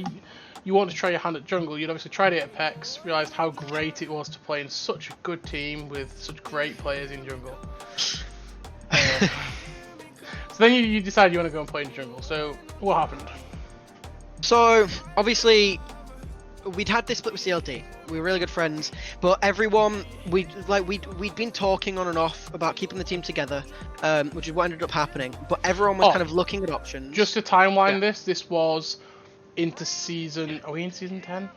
Season 10 right now, yeah. Season 10 split 1. This was this was the first. 6 months ago. We just finished split 2 now. This was before we started split 1. I think it was like December, January time. This was just before the first time we introduced the new division system. Back then it was group A, B, C, and D. So we were all looking at options while still keeping in mind that we might keep CLT going. So Shenzin, me, and Key all went and tried out for WSL. Because I was really happy that we'd come like third, whatever. We were in the semi-finals, and we'd made a good name, but it still wasn't a victory. And anyway you look, when you look back in the past, you don't remember who came third, fourth, like second, third, fourth. You just remember who won. And I'd still not had that. All these years, all this time I'd spent, and I still had nothing to show for it. And WSL was a winning team. It was a winning organization, and they just won because of their staff and kind of the structure they had. So I went and tried out in jungle, and this was the first. This was one of the things they did pioneer, and most teams do this now. Back in the day, when you would get tryouts for a team, you'd get 1 or 2 people, and you'd do a scrim with those people. This was an in-house. This was 30, 40 people separated into different teams, earth, fire, air, and water, and your team would swap on the day, and you'd stick with that team for the one day, and you'd play each other like a proper in-house. Coaches in call, watching, listening. Which is becoming the norm now, but it was the first time it was done. It was huge. It was amazing. It was. I believe awesome. he's gonna claim the credit regardless, but I believe that you can thank Silverback for organising. Yeah, that. I can imagine. I mean, I know that Luxor had a hand in running it, but I'm pretty sure the idea. I'll tell you where the idea comes from. You might not actually know this. Other people probably will. Anyone that's done like junior football and rugby, presumably, because it's Alex, but definitely junior football. As what they do is they do a trials day or trials week or whatever, where you can go, you sign up, you go, you take your kid or whatever, and there's like 30, 40 kids, and at the end of the first day they'll say, right, we're taking the 20 through, and at the end of the second time they'll be like, right, this is the squad we're taking, and they just cut everyone, and it's really brutal, but they have like mini tournaments and stuff. That's where Silverback got the idea from, and that's why he did it. It was great. So we went, and it was 2 weeks of it. The first weekend there was like 40 of us. Not 40, I think there was like 30 people split into these teams, and you would verse all the other teams, just so that people could get a look at you. And my God, did I perform! It was probably one of the best performances I've given in like that kind of scenario ever. I genuinely played really well, which was weird for me because it was off-roll. But especially that first day when I was jungling and Arbush was mid, we just had this weird pre-built synergy where our shot calling merged together, and our ganks would work, and like we were really good together. And from that day, we kind of had spoken and was like, yeah, if we don't get picked up for WSL, we'll just go and make our own team, which then turned into Deja Vu being brought back again. I think the census that I got was that I was the best jungler in the tryout. It was me, Slacking, Ice, and Shenzin, I think. Yeah, and I remember that Ice on his episode was like, yeah, I was me and Ice gave each other a real good run for our monies, but I think I came out on top. Yeah, he did say that of all the junglers that he's pretty much played against, he found you to be the most difficult to play against. And when this was kind of like where our rivalry kind of came to an end. We spoke afterwards, and we were like giving each other like little like tips and kind of talking about the game and kind of getting along really well. And it was nice. It was good to have that kind of put behind us, and it was mostly put behind us. So we carried on. I got kept moving into the next week. So you played like Friday, Saturday, Sunday, and then they chose to cut it down to 14 teams. So a 5-man squad with 2 subs going to the next weekend, so they could try out different formations of players. Okay. And I put up another good performance in week 2, another really good performance. And in the end, I got offered a spot on the team, but not the team I wanted. The issue was, from my point of view at least, you've got Team 1, which is going to be in the higher division, and it's got Arbush and Endeavour on it, right? And Stoned. That's a high point team. But more than the points, Endeavor's on that team, and for one reason or another, Endeavor doesn't like playing with me. We get on okay out of game, and we play TTT together a bit, but we don't play together, and we just don't get on in game. And I still stand by the fact that Luxor was adamant that Endeavor was playing on that team. Endeavor was going to be the man, but even if he didn't try out, he was going to be that leading man on that first roster. And Endeavor doesn't like playing with me, didn't want me in his team, and I think that was why I was not on there. But so I got offered to be on Team 2.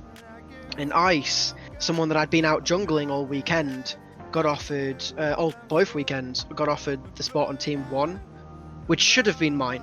Me and Arby had such good synergy. Me and Stoned had played together before, and we got at that point we got on really well as long as we weren't on bot lane together. We were okay as long as we weren't playing together in the bot lane. I still think that if that team would have gone through with me in there and Arby, that it would have been an even more powerful team than what it was. But I was like, you know what? All right, I'll for now I'll accept the offer for the second team and see how it goes. Scrim with them for a little bit before I make my mind up. I made this clear to the staff, like the coaches, that look, obviously it's not where I want it to be. I'm not 100% that I'll stay, but I'll give it a shot, see how it goes.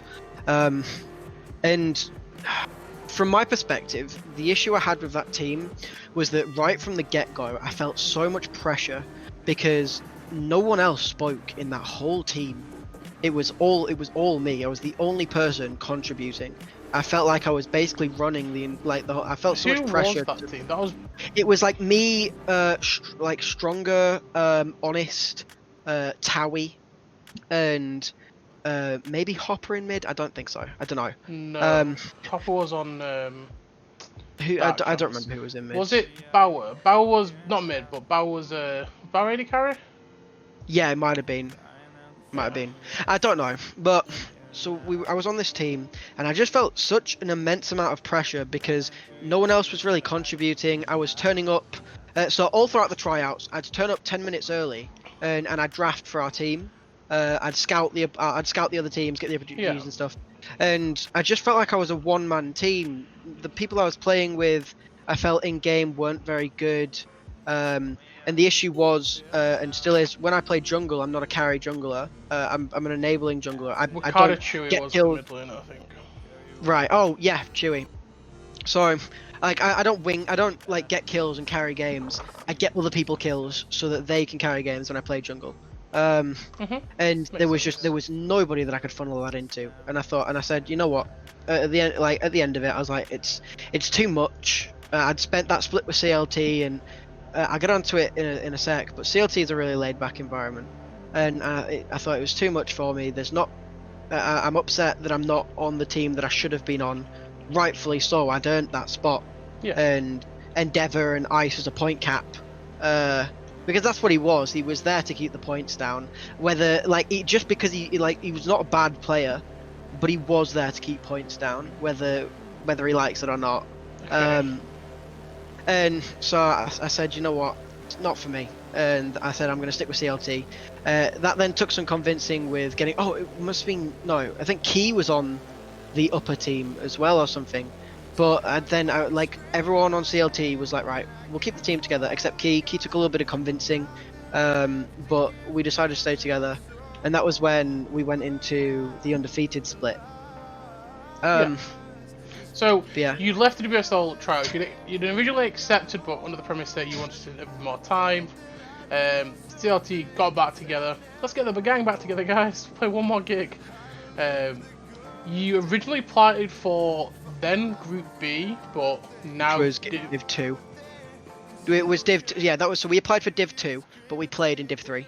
Yeah, so you'd apply for... I'm just trying to get the groups. Group C, but the Div 2. And we shuffled around teams to make some fairer numbered groups in terms of and you were the lower tiered points because Sandbagger's because our point total, not because of Key, all of us together, our point total as a team was really low. Yeah. We weren't even the highest point team in After you in moved down, Division yeah. 3. So- Even after we moved down, You got moved down. because we didn't have any plat players. That was why. Yeah, you got moved down. And you just say you went on this unbeaten streak. So, what was it like? Talk us through it. It was great. So, all the teams I'd been on before this, you By the turn way, up, you have a. Somebody pointed this out. Sorry, I need to cut you in. Somebody pointed this out to me the other day in DMs. I keep saying like, talk us through it or let us know. The only people that I am actually acknowledging about being us is me and Mr. Turtle. Yeah, me and Trav. There's Trav. no one else. Me and Trav. I call him Doobie Turtle. He's my Big bro. doobie turtle. He can wave. These are the only two people. So when I say we, that's what I mean. Not you guys. Fuck you. Go on, carry on. So, when you're on normal teams, have coaches. You draft, you scrim. CLT wasn't like that. We were just a group of friends that just happened to have really good synergy, and we just the only way I could describe it was we just won. We just won. Okay. We didn't try very hard. We weren't scrimming very often. Our whole thing was that we turn up to game. Shenzhen will have forgotten to give us the open.gg. We'll get it about 3 minutes before we get into lobby, and then we'll all look through the open.gg during champ select and go, fuck it. We don't like this champ. Let's just get rid of him. And that was the whole thing. We'd scrim once every couple of weeks, and most of the time we would just. So we had this pre-game ritual thing where we would any other team it would have been such a bad thing, but we would go into 1v1s or 2v2s in ARAM, and we just tilt the fuck out of each other by just playing the most cancer shit about 10 minutes before the games were supposed to start. In 1v1s, we really just didn't care. We were just better. It was great though. I spent a lot of this episode talking about my whole career. I just wanted to win, and we did it. Whether it meant as much as maybe obviously this was the first time we'd done this format, and at the end of the day, it did matter less. We didn't even get a champion tag in VL for it or anything like that. You're in the Hall of Fame. Well, yeah, obviously now, but you know what I mean. At the time, it did mean less than the previous seasons, but not to me. Whether people can say what they want to about the competition that we had to go up against in Div 3, but at the end of the day, we weren't the highest point total team, and they weren't bad teams in there. Some of them were bad teams in there, but they weren't all bad teams. We were just better, and I think a lot of other teams who like to criticize the competition we went up against there would have struggled a lot more than we did, but we didn't, and it just felt good. It was. Obviously, the last split that we just had was a little worse, but the synergy was perfect. Everything just clicked, and I finally got my win. This whole thing that I'd been kind of aiming towards for all of this time, and even though it's the only time I ever won, I've won, and that was the biggest thing for me.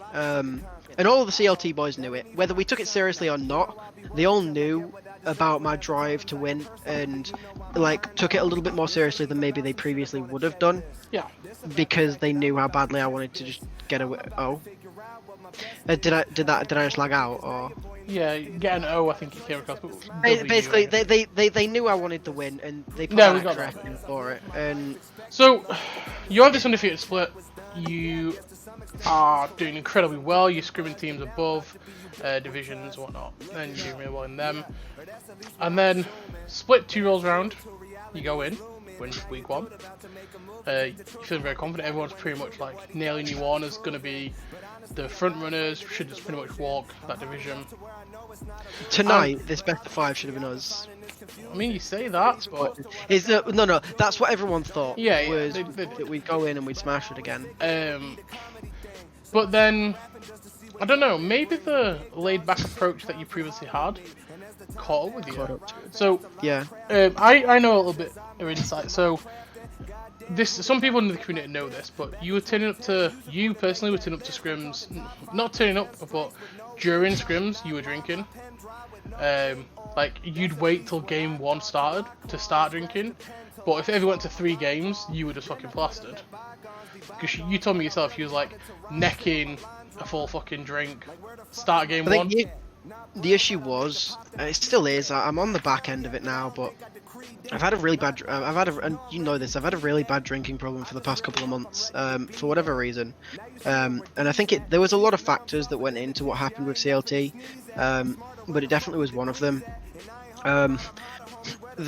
So we were nailed on. Even we were like, yeah, you know, we should be in Division 1. We should be that 4th team behind Plague, CNT, and Paradox. And maybe we got a little bit cocky. Maybe we just didn't care enough. But when you're going up against teams like OPN and DV that scrim, that draft, that VOD review, you know, that actually care, obviously they were the only teams we didn't beat. And to set the record straight, because and I know that you like to meme on it, but DV did not break us. We didn't boom because of DV, and just because. So the week before, the first week, whoever that team was, Fireflies, decided that it was a good idea to shit talk me and CLT before the game. And I took it personally, as I always do, and we fucking dumpstered them. Yeah, they would have boomed if their mental was any weaker after that. And that just became, that had been a trend through my whole time of playing, was that because I am an emotional player, if you rile me up, I'm gonna play better because I have a point to prove. And the reason why the memes about DV booming us happened was because they'd decided to BM, and I'd replied, but it wasn't. And people can think what they want, but it wasn't in the same fashion. They weren't BMing because they genuinely were BMing. They were BMing for a joke, and it didn't hit in the right way because I knew it was joking. When that DMO guy, or whatever his name was, for Fireflies BM'd, it was personal, but this wasn't. So what had happened was, leading up to this game, after not scrimming for ages, basically because of this whole Corona thing, Beeg and Ottery was stuck out of the country. They weren't at home. I don't remember where they were, but they weren't in Germany. So we didn't even speak for a couple of weeks, let alone play together. And Shenzhen decided that it would be a good idea to scrim. So our game was Thursday. So on Monday we scrimmed Paradox before their mental boom. They were still good. We took a game, but Z-Man's fucking ego just took a hit right there. They were good back then, and This is when they were finishing third. They were they were the solid third. It was Plague, CNT, and Paradox. They were the top 3 of all of VL, and we scrimmed them, and we didn't get dumpstered, but it was the first time we'd lost in a long time. Because we weren't losing. Maybe we'd drop a game here and there in scrims, but even when we were dropping games, it was because we were trolling. When we'd not tried and then lost whilst trying once for a long time. Yeah. So we lost to them, and it was a hit. I was disappointed. So we're playing this is Monday. Tuesday, no one really talks to each other, and we get to Wednesday, and Shenzhen set up a scrim with CNT, who I believe are the best team in VL. They're just so good, and someone who has always been that hop, skip, and a fucking jump ahead of me is Bramch as support. He always has been. So we get to that scrim, and it's the first time since the end of Pro that I'd been dumpstered that hard. 2 20-minute sweeps, couldn't even get the chance to look at our own minions. Yeah. It was probably one of the worst losses I'd ever taken in a scrim, and it was tough. I wasn't used to losing at this point, and we didn't really know how to take it when a team that good just shit all over us, and it hit us pretty hard. We went into that next day feeling to the official game day, feeling really down about it. But obviously, we're not going to talk about that in public because it's a scrim, and we don't want to kind of give up anything. So we keep up with the banter with DV, and we go into this game, which would turn out to be my last game as a player now, I guess. But I didn't know that at the time. No, you played another after this. Did we? Yeah. Against who? It was DV. Oh, OPM. Was it? No, we didn't verse OPM. Yeah, you did. Did we? Right. I don't remember whether we. You played. It was either OPN first or DV. I think it was DV first, then OPN. DV first, then OPM. Yeah, it was. So we go up against DV. Shenzin's family has come to visit, and his family doesn't really like. So his brother doesn't really get the whole gaming thing, and they were drinking, and Shenzin wasn't in a position to really be like obviously it's a big meme that Shenzin was drunk, but it wasn't really a situation where he could be like, no, I'm not drinking, I've got a thing. So he had a couple of drinks with his brother, came to the scrim a little bit tipsy. He wasn't plastered by any means, but he was definitely, his mind was somewhere else. His fucking gameplay was plastered, I'll tell you that. Which bugged me, because I was in a situation where I was waking up in the morning at like 10 after going to sleep at 4 a.m. and I'd just grab a beer and I'd just be drinking all day. But on game days, I would force myself to wait until the last moment. On game days, I wouldn't drink at all until after all of the games were done. Yeah. Scrims, I would start drinking afterwards, but I would never drink on a game day. So it really bugged me, and it was the first time that we didn't really feel like a team. There was a lot of tension. But we got in, and yeah, it sucked. That shit was that shit was awful. It was real bad. Everyone's watching. We're on stream, and like, there's been this whole trash talk thing going on. And obviously, as far as anybody else could see, it was actual trash talk. And then that was when rumors started happening that we were going to boom. Well, I mean, game. Before the split, a lot of people in CLT had made it very clear that you might not play. We might not have played that, but if we did, then, this was the last and if split. you did, then you were just gonna call it the end of the split anyway. Which is why these rumors came about. It was like, well, they're saying they're gonna finish it out. Then they've just took 2 losses against the 2 teams that are pretty gonna be ahead of them now. Unless these teams take a loss off another team, which is not gonna happen. You're not making the top, and that's why they came about. And obviously, the week after, you played OPN, they beat you, and those rumours resurfaced. You're like, they're gonna boom. And then I believe, correct me if I'm wrong, I believe Shenzin posted a looking for team. Just to get a feel for where might be interested. I'd given him the guy, like we discussed it as a team, and I said, you know what, look at your options, but we're still going to be playing this last game. I'm not leaving my last game as that OPN loss. And then he posted his not long after, but Shenzin immediately got a DM off Cirez from NSK, and he wanted to play AD carry. I think that's what he's still wanting to do. Yeah. Still is doing. But he immediately got that offer. It came in, come play. Who's this? Okay, Twitter. Come play in AD carry for NSK or whatever, I'll come try it out. Somebody's logged into my Twitter, suspiciously. Yikes. If that's one of you guys, can you please not? Thanks. But yeah, so he got this offer, and he made the decision on his own, which, fair play to him. The team was done anyway, and he was just ready to move on to play AD carry, and he got the offer to go and play in the rest of the split and get some practice on AD carry. So he made the decision that he was going to go and do it. I was still adamant that OP, like, I knew that I was already in the middle of writing my staff application at this point, so but even anyway, I did get offers. I didn't put a post looking for team, but I got offers from teams anyway. Yeah. But I made it clear that even if I didn't make the admin team, I was not going to be playing in Split 3. I was taking time off. So for all intents and purposes, that OPN game at the time, I thought could have been my last game, and I wasn't happy with my career ending like that. I wanted to play that last game against TSB. Which just didn't happen.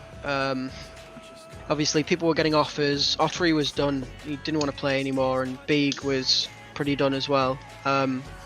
So we just kind of agreed as a team that Shenzhen and Keith could go and do their thing. I was going to put my staff application in, and I guess we'd just call it. Which was weird. It's not how I thought CLT would end. Yeah. It was sad, because we'd been playing together for so long, and we didn't even finish the split. People just kind of drifted and did their own thing. I'd put a little message in the Discord, like, thanking them for the good times, and I'm never going to forget the time that we'd spent, and Shenzhen wrote one back, and I guess that was about it. We keep in touch, like we do speak, obviously, but it was sad, both on the CLT front and for myself as a player, that was the last time. That OPN performance on stream was the last time that CLT played together, and it was the last time, as far as I'm concerned right now, that I'll ever play as a player in VL. Which isn't how I wanted it to end. But yeah, we did. It was not. If any team boomed us, it was CNT. We did not boom to DV, which is the team that boomed me out of playing was also CNT. Most notably was fucking Branch. Yeah, like it was not DV in the slightest, and it bugs me when people say that, because I think they're a good team. I mean, they just won, but I don't think they're that good. I think if Split 1 CLT, so obviously this is Split 2. If Split 1 CLT versus now DV, we beat them. Okay. Yeah. Or even a week prior to that game, when we'd beat one of the other teams in the league that I don't remember. Fireflies. Like if instead of Fireflies that was DV, then we beat them. Yeah, definitely.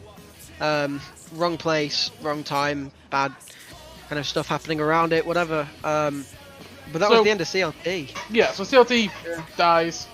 There is something that you didn't jot down in your notes, but I do want to raise. So the coaching bit. Yeah, so into Split 2, you decided you want an academy team, you want to try your hand at coaching. I distinctly remember in a conversation with you in a call going, don't do it, because I don't think you'll have enough time, and I don't think you'll enjoy it. I think you're thinking it's going to be a lot easier than it is. You're like, nah, it's be fine, it'll be great. I get a bunch of fucking low shitters. I'll make them into the powerhouse team. It'll be fine. So you hold these big tryouts. The WSL one, we were the second team to hold a tryout of that style. So you stole WSL tryout style, got loads of people in, you'd won, so you had like reputation behind you. People came, that created teams, and you drafted what is now 70S, which we'll get to. So you had CLTA or CLA, as they eventually wanted to be called, which was Towie top, Ice Jungle, Shadow Hopper mid, Shadow Whopper, Sleep AD carry, and Laval support. Yeah, Shadow Whopper. It was a good team. Can you get his name correct, please? Shadow Whopper, good team. Or more notably, Shadow Whopper is what some people call it. Should have been and would have been Kraft, but he didn't have the time to commit to playing, so we went with Whopper. Good team. And so you put this team together. I think it's fair to say, from scrims and whatnot, you just couldn't. You weren't getting through to them.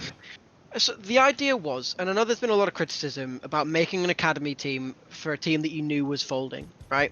And I get that. The thing was that I wasn't entirely sure I'd make the admin team. And one of the only things, now the only thing that I've not tried is casting, which I might get around to eventually, because I can talk, and I can damn well talk. But one of the things I'd not tried was coaching or anything like that. And I think I don't think it was unsuccessful. It was unsuccessful because I didn't have the time, but I don't think it was entirely unsuccessful just because of that. The idea that I'd had was that I'm not a coach, but I have a lot of game knowledge. I might not have the mechanics to back it up with a rank, but I know what I'm talking about, and I know how to play the game.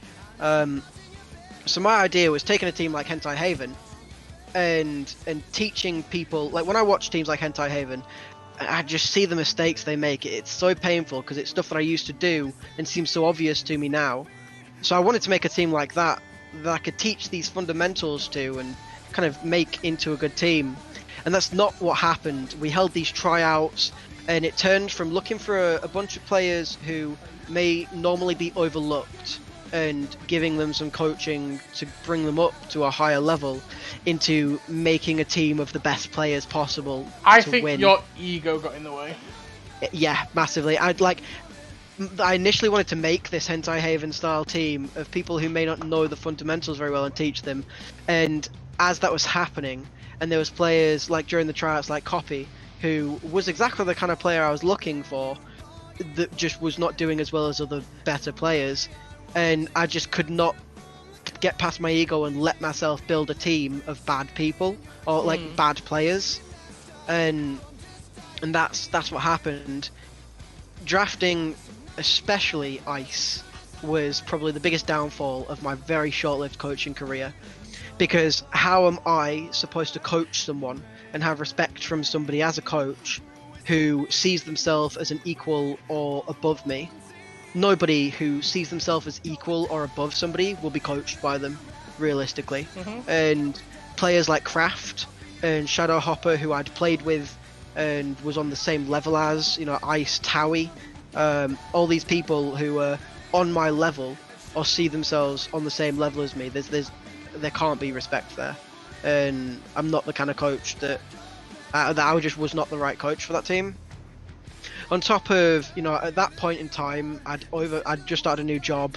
I'd overfaced myself with so much, like D&D, work, university, VL, coaching. There was just so much going on that I just did not, like, real life. I live with my partner, like, there was just too much going on that I didn't have the time for, so I outsourced, and we found Yuki, who I genuinely believe is probably one of the best coaches in all of VL.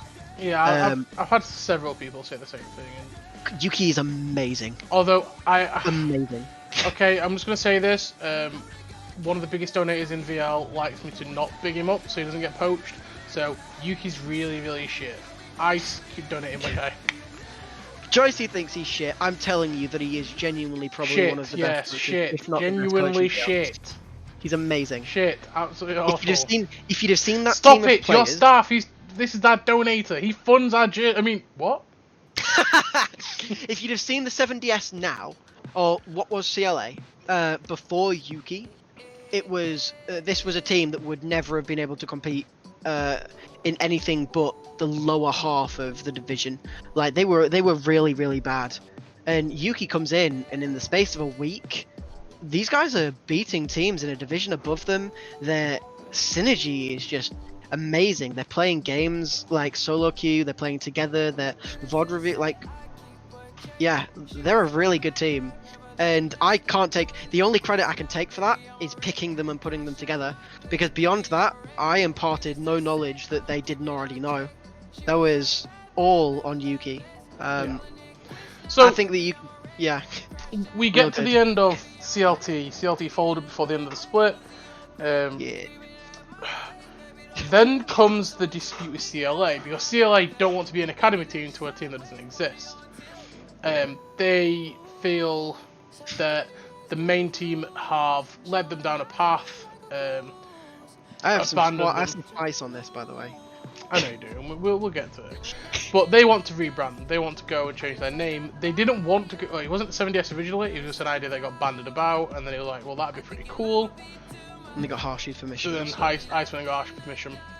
So it wasn't Harshy asking, it was completely the other way around. Because Ice and Kraft had ties to 7DS. So it came in, the admin team were like, right, we don't want to do it in the sense that you registered as this team. The person that owns this spot is Shenzhen. Like, this is still his team. Ultimately, if he wants you to compete as his team, he owns the spot. Shen's gonna hate me. Oh, okay. Go on. Wait. Callie says I have this thing that when something happens that shocks me, I like smirk, I pull a shock face and I take a drink, so... Go ahead. So, as I now understand it, we didn't know at the time, because Shenzhen, this whole thing with the renaming thing, and the whole rebranding thing came about without anybody else in the team's knowledge but Shenzhen. Or at least, like, if other people knew in the team, I didn't. I had no idea. Yeah. That, from what I understand, they asked Shenzhen if he was okay with them rebranding, and he said yes. Then the admin team asked him if he was okay with them going in the Hall of Fame if they won under that name instead of ours, and he said yes. But then proceeded to join us in calling them snakes when they did it. Because I had no idea that Shenzhen had said that this was okay, because if I'd have had any input in it, not for a second. This was a team that we built with our organization, and if it meant, and I even at this point, I was still adamant on wanting to play that last game to finish the split out. So whilst everyone else might have been ready to stop and be okay with them saying they don't want to play for an org that doesn't exist, Yeah. I wasn't ready for the org to finish, and I wasn't ready for it to not exist yet. Okay. So for me, it genuinely felt like I'd been snaked because I didn't know that Shenzhen had said it was okay. So from my point of view, all I knew was that Shenzhen was joining us and calling them snakes, and that without any consultation on my half, like, they just rebranded and fucked off. So you're missing a vital step. So you'd initially said that you weren't. Well, me and you spoke, and you said you wanted to play it out, but you decided. Shenzhen wanted to go and play AD carry and get some practice in, so you wanted to leave, but you were like kind of convinced him. Then this happens. You're like, we're not going to play. Then this happens. They say they're going to leave. You then decided the team you might play the last one. All right, we're probably going to play it. We're going to play out together, blah blah. I go and speak to Ice. I said, right, you said if they play out and they get to the end of the split, you'll stay. He's like, all right, if they're doing that, I'll take it to the team. We'll chat about it. Fair enough. He takes it back to the team. As they're about to make a decision, somebody, I believe it was Key, because I think I spoke to you. Key goes in, changes all their names to like deletes all the channels, snake chat and stuff, and then just deletes the channels. So Ice comes back to me and says, well, we're about to probably make that decision, maybe stay, but looks like they've made the decision for us. They've deleted all our channels and kicked us out the server or whatever. I was like, okay, pretty conclusive. That's that then. Yeah, and that was that. And that was the end of CLT as an organization. Maybe one day, maybe in the future, they'll do a DVT and one of the lads will come back and rebrand it.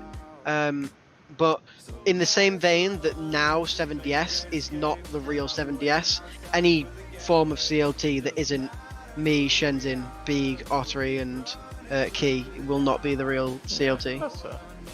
So, you obviously applied for admin during this time or whatever, not long after. I did, yeah. SCLT was disbanded and booming.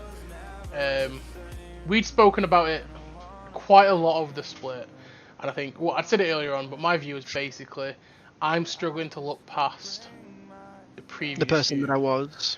Yeah. And I even said at one point, maybe I don't vote because I feel like I'd be hurting your chances more than helping it. And so, I'll tell you what, you don't know this, but I might as well leak it now, I guess. The main person pushing for you to get onto the staff team was Callie. So you put your application in, everyone read it.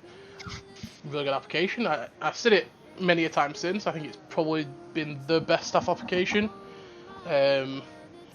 Because of all the stuff I'd been doing leading up to it. Yeah. Preparing. And I've obviously been telling you things that you should have been doing anyway, like content and organising stuff, getting save and organising, yeah. Because you Streaming, just get into the habit of starting to do shit. Like, people think being staff's really easy, and for some people like Callie who don't do anything, or you know, there's a lot more to it. But like, big job. There is a lot. People that have left admin or staff will tell you. Those that took it seriously, some more than others. So people like Rock, for example, he's always online in the sense that he'd be at work, but he'd still check his phone. If he kicked off, like I do now. Yeah, like, you do a lot of good things. You just need to learn to be that tone, and you need to be able to handle tickets properly and make sure you're not saying shit. Because if you get too heated, you'll say something stupid. He said the same about Callie in the past as well. I was like, that's fair. And I was like, okay, me and you have done a lot of shit in the past in terms of like doing random fucking pointless things. Like, I never released it. So I showed it Alex the other night, and he was like well impressed with it. I'm back in PET. Me and you, I made all the spreadsheet. You started helping with the data and stuff. But I made this big ass fucking scouting document of all the VR games. Oh, I remember filling that in, fucking writing everything in ridiculously. Yeah. It told you exactly what champs you'd played, win percentages on those champs, who you played them against. Great. And it's like a really good scouting document. And then like the next week I'd stop playing, so I never used it. Which is funny. And we were supposed to make it public, but we just. Well, I wanted to make it public for the team, but then it was like, okay, nobody's gonna use it. But we'd done a lot of shit, right? So I know you could do stuff in the background. And then we kept chatting about it in calls, and I'm like, so what about this? So Callie, what do you think? And Cal's like, I think we give him a chance. Why won't we give him a chance? Let's just give him a chance. Can't be worse than I can. Give him a chance. What's wrong? Yeah, we'll give him a chance. And like he was so persistent, and he's like always on it. Like, yeah, give him a chance. Nothing wrong. Give him a chance. Give him a chance. I was like, fucking hell. And then Glenn's like very similar to me. He's like similar thought of it's a really risk. Like again, he probably feels the same as I do. And then Silverback's like, I'd give him a chance. I was like, for fuck's sake, oh god. And then Dan's like, yeah. Hold on, I'm trying to do a Scouse accent. I'll steal your car, pal! No, that's Irish. So he's like, I'll give him a chance. How do you Yeah, I'd give him a can of Coke and a bucket of chicken. A bucket of chicken? Yeah, let's give him that. And I'm doing this. His Scouse accent is the worst accent in the fucking world. He's not even Scouse. He's from fucking St. Mary's, I swear. He's like on the outskirts of Liverpool. Do you mean St. Helens or something? I don't fucking know. He'll know some random fucking place. I know there's St. Helens near Blackpool. And so he was like, yeah, let's give him a chance. So I was like, fuck's sake. Okay. So you get in. I remember, so the Valk Shock emote, if people want to go in the chat and put Valk Shock, you'll see what I mean, that emote. So we were in a call together. We'd not told Valk, we'd obviously done the vote and stuff. Prefacing this with the fact that I've been wanting to join the admin team for like 2 years at this point. And so you're in the kitchen as we're doing this vote. Making a big fuck making off bowl of pasta with your wireless headphones. So you could still hear us. We've done the vote in text, so you didn't know in text. But, you know, you're fucking making your pasta, chatting away. And I give you the roll. And I was like, I'm not going to say anything. And I just at you in the ticket and say, oh, close the ticket up. Which is what we do. It's like a tradition that you close your own ticket.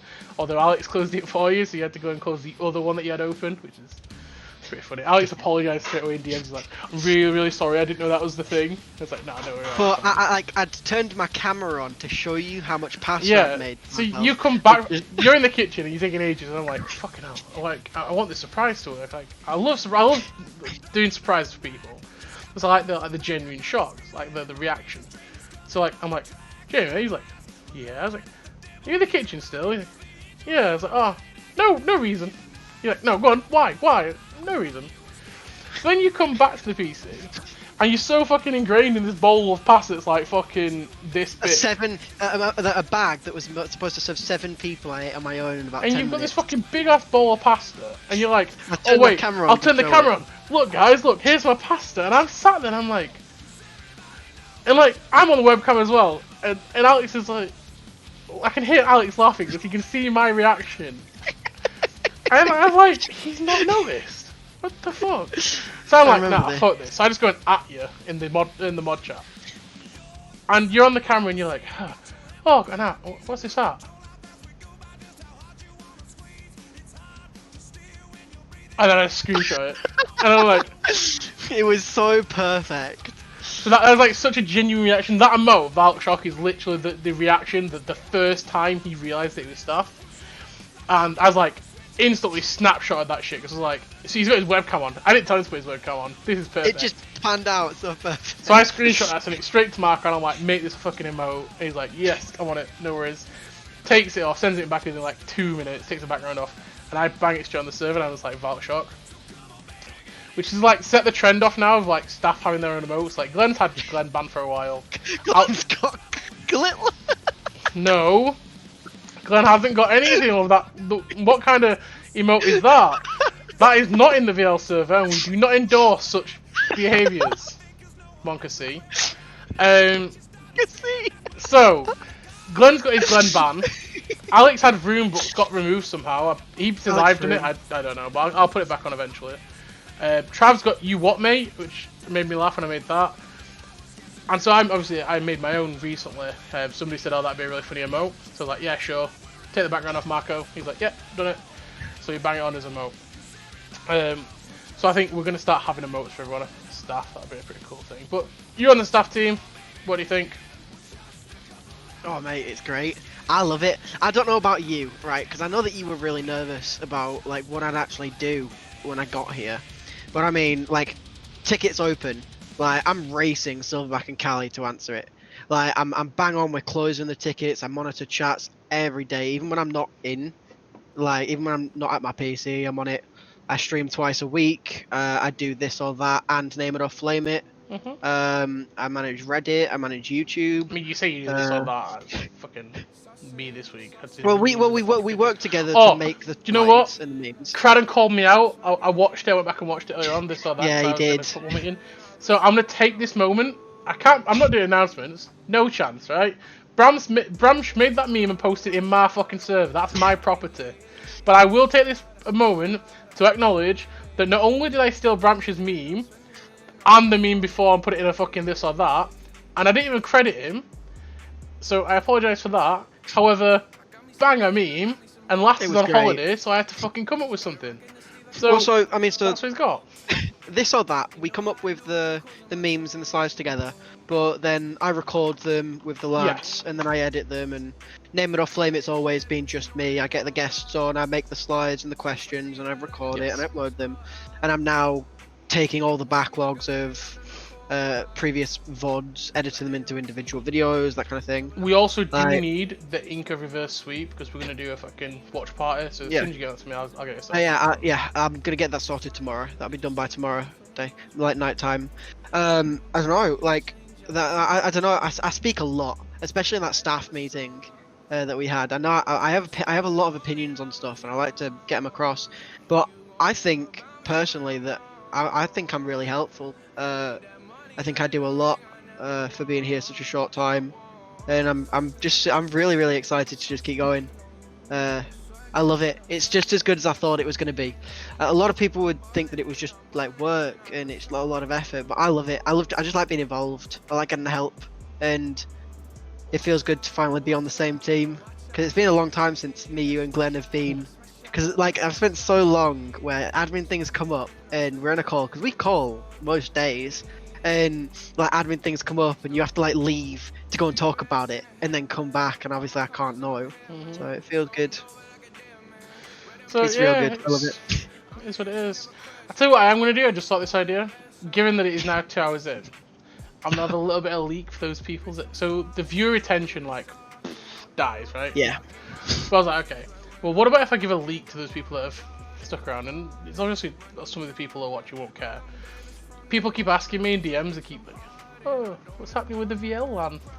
Oh, what's happening here? Oh, can we have some leaks? Please, sir, can I have some more info? So yeah, as long as you keep drinks away from the table. Fucking hell. No, I didn't like it for that. So, look, I'll give you a leak.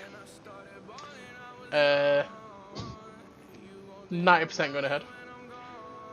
Probably next springtime, March, April-ish. So you can have that as a little leak. Enjoy.